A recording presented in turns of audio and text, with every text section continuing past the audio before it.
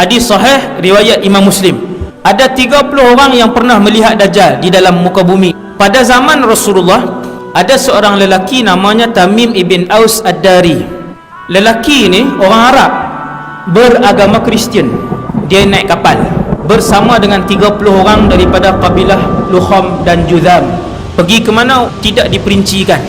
Kata Tamim, waktu kami sampai di tengah-tengah laut, kami dipukul oleh ombak yang kuat sehingga kami hilang arah tuju selama 30 hari, sebulan duduk di tengah lautan.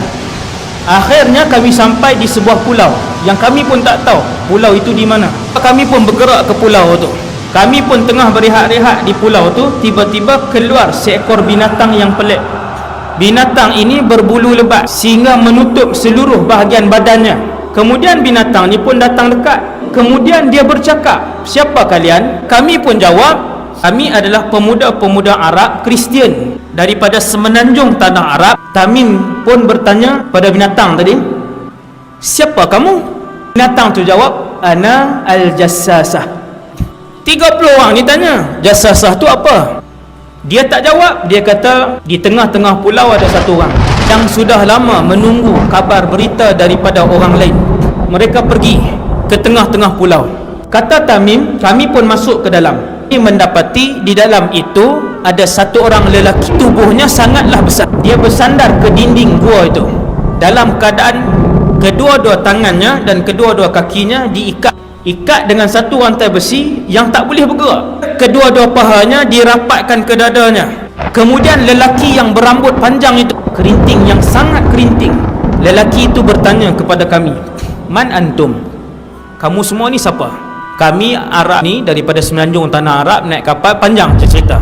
Kemudian kami pun tanya kepada lelaki tadi, "Siapa kamu?" Jadi dia tak jawab. Kemudian dia tanya beberapa soalan, 4 soalan. Soalan pertama lelaki ni tanya, "Kamu semua tahu tak tentang Tasik Tabariyah?"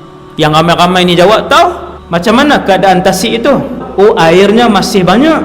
Lelaki ni kata, "Satu hari apabila kamu tengok Tasik itu hampir kekeringan, maka ketika itu aku akan keluar."